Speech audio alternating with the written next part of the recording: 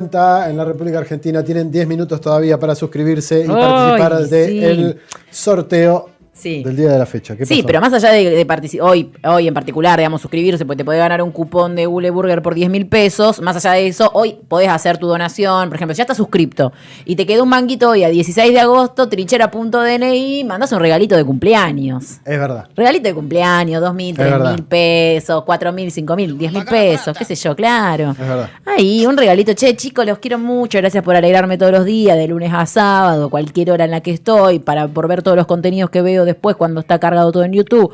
Todo eso, bueno, acá va un regalito de cumpleaños. Me parece que amerita la ocasión. Es verdad. Bueno, para no perder el hilo de lo que veníamos hablando, hoy no fue por votación, fue por elección unidireccional, unánime, y estuvimos totalmente. Se está poniendo dictatorial, Vivi. Ya la democracia le cansó un poco. Pero estuvimos totalmente de acuerdo con lo que eligió, porque es Alaska. No podía ser de otra forma. Bueno, nada, tenemos el dato que nos faltaba de hoy. Vamos a hablar de Alaska esta vez. Bueno, no es un país, pero es un estado con gran importancia en estos últimos días más que nada. Es el estado número 49 de Estados Unidos. De hecho, es uno de los últimos en anexarse a esta Unión Federal. Está rodeado por el océano Pacífico al norte, el Antártico al sur. Ahí tenemos un videíto que incluso muestra, como esta distancia que tiene hacia Estados Unidos concretamente como país y hacia el lado de Rusia. Claro, queda ahí como es lo que une casi a Estados Unidos con Rusia. Sí, digamos. Está totalmente... Sí. Algo que destacaba Putin ayer cuando salió a hablar fue una de las primeras cosas que dijo. Celebro que haya sido en Alaska y que justamente hacía eso, ¿no? Acercar posiciones entre ambos países, dijo. Otro dato antes de empezar a profundizar en después la transferencia hacia Estados Unidos y demás, es que Alaska tiene el 0,3% de los habitantes estadounidenses, o sea, un muy bajo porcentaje, por condiciones climáticas y demás me imagino, que son 740.000 aproximadamente. Tiene menos gente que La Plata, básicamente, que la ciudad de La Plata. Sí. Y capaz que hace el mismo frío, no sé, en estos últimos días. Creo que está más fresco en Alaska. Un poquitito más frío debe ser. Igual no estaban tan abrigados ayer, Pero los están muchachos. en verano ya. Ah, claro. Bueno, igual, bastante bien. El concepto de Alaska en ese momento de 1799 a 1867, que es donde formaba parte de Rusia, o la América rusa también dicen algunos.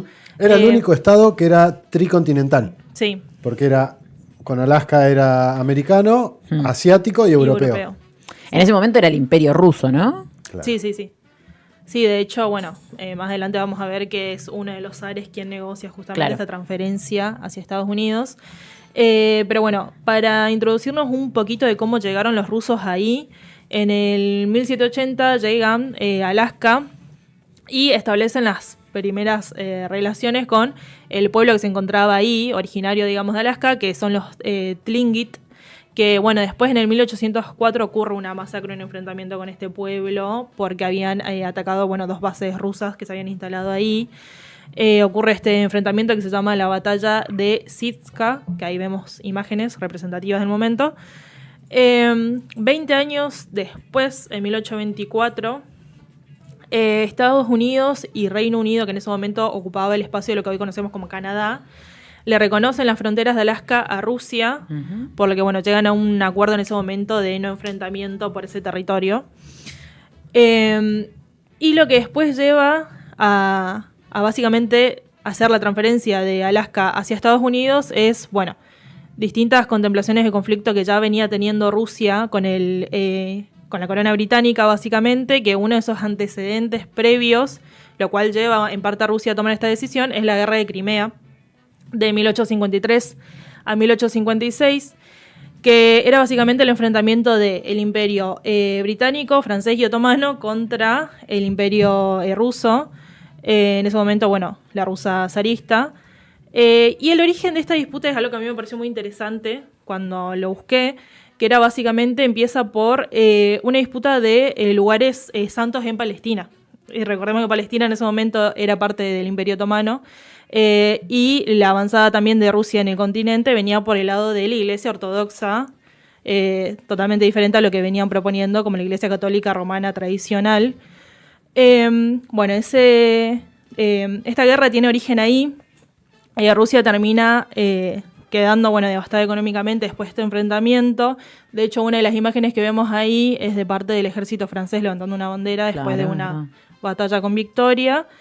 Y esto lleva básicamente a que Rusia después, en el 1867, acuerde el zar Alejandro II y el secretario de Estado en ese momento de Estados Unidos, William Seward, a vender Alaska por $7,2 millones. O sea, $2.50 para lo que es hoy.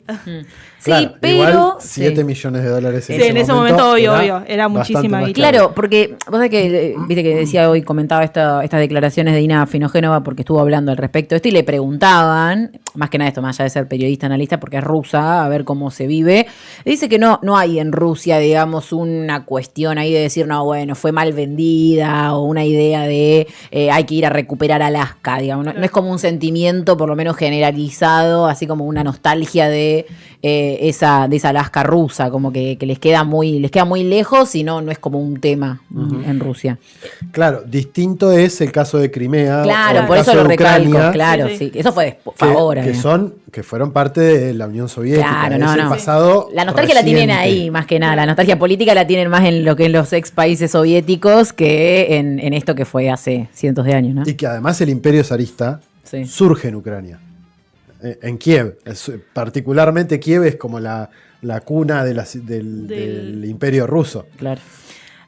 Bueno, algo por ahí que va del lado de esto de que los rusos nos vean como esa gran pérdida en Alaska fue porque, o sea, en ese momento, tipo, hoy vemos a Alaska como, bueno, un lugar donde claramente sucede gran explotación de petróleo, pero tengamos en cuenta que en ese momento todavía no se negociaba con el petróleo. Digo que incluso el concepto del petróleo como el oro líquido fue en el contexto de la Segunda Guerra Mundial recién, o sea, digo, mínima casi 100 años después. Y que en ese momento el poco negocio que podía hacer Rusia con los avances de la época era el comercio de las pieles. Y un dato también interesante, el del hielo, que en este momento no nos imaginamos, pero en ese momento el hielo para el almacenamiento de comidas y demás era muy importante y no todos los países lo podían explotar. No nos imaginamos ahora hasta que empecemos a vender agua. Sí, hasta que el agua pasó a ser el oro líquido. No demos ideas. Ya están pensadas. Bueno, lo que me lleva a relacionar esto de, bueno, ¿por qué la venta de Alaska a Estados Unidos y no a los ingleses? Bueno, me parece que por ahí ya quedó claro con el enfrentamiento de Crimea y demás, pero básicamente Rusia en ese momento ha tenido otros enfrentamientos con el Reino Unido y no era enemigo de la creciente nación estadounidense, es más, estuvo como a favor de la guerra de secesión en el sentido del federalismo de Estados Unidos. El conflicto empieza, lógicamente, mucho después, cuando Rusia empieza a crecer como la URSS y como ese gran... ahí se me fue la palabra. Ese gran competidor en el mercado. Así que, bueno, hoy no nos podemos imaginar, digo, incluso Rusia en este contexto negociando territorio con Estados Unidos, pero en ese momento, previo al conflicto de los bolcheviques y demás, no había tal confrontación. Sí, bueno, también lo que dejan claro, y me parece que hay, para retomarlo, el mensaje de que haya sido, que esto creo que no me acuerdo si lo decía Delphi o no, habla también de que los territorios pueden cambiar de dueño. Lo decía Ina Afinogenova.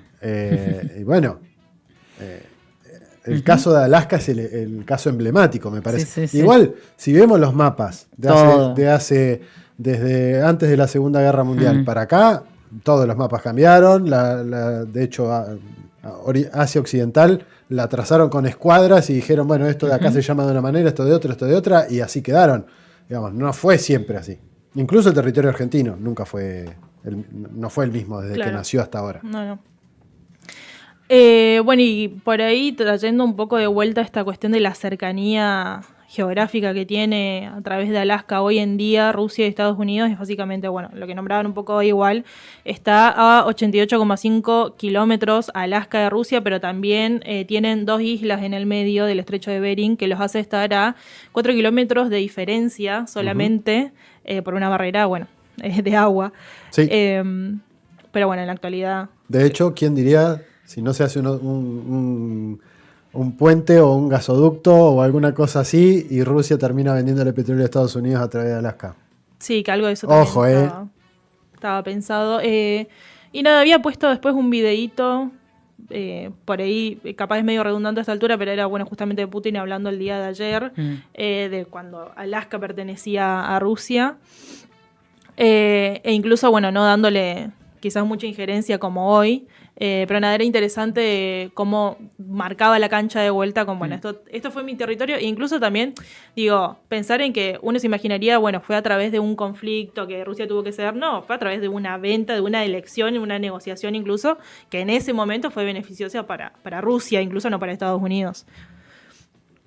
Colega estadounidense por la invitación a visitar Alaska. Es lógico que nos reunamos aquí, ya que nuestros países, aunque separados por océanos, son en realidad vecinos cercanos. Y cuando nos encontramos al bajar del avión le dije, buenos días querido vecino, me alegro mucho de verle con buena salud. También es importante que Alaska esté relacionada con una parte significativa de la historia común de Rusia y Estados Unidos, con muchos acontecimientos positivos. Durante la Segunda Guerra Mundial, fue precisamente en Alaska donde comenzó la legendaria ruta aérea para el suministro de aviones y otra tecnología en virtud del acuerdo Lend-Lease. Acabo de estar en la ciudad de Magadán, en Rusia, donde hay un monumento a los pilotos rusos y estadounidenses. Y la bandera del monumento es rusa y estadounidense. Sé que aquí también hay un monumento similar en el cementerio militar, a solo unos kilómetros de aquí. Allí están enterrados los pilotos soviéticos que murieron durante esa heroica misión. Agradezco a las autoridades y a los ciudadanos estadounidenses por su respetuoso trato hacia su memoria. Es un gesto digno y...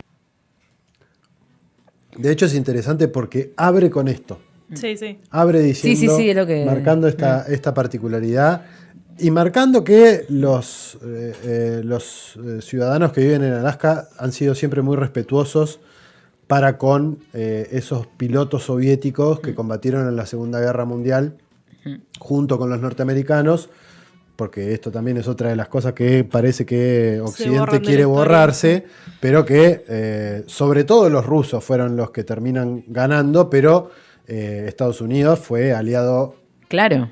Sin esa articulación no se terminaba la Segunda Guerra Mundial, corta, o sea, no era el mundo que viviríamos hoy. Digamos, los nazis probablemente hubiesen ganado si los soviéticos no se aliaban con los estadounidenses en esa guerra.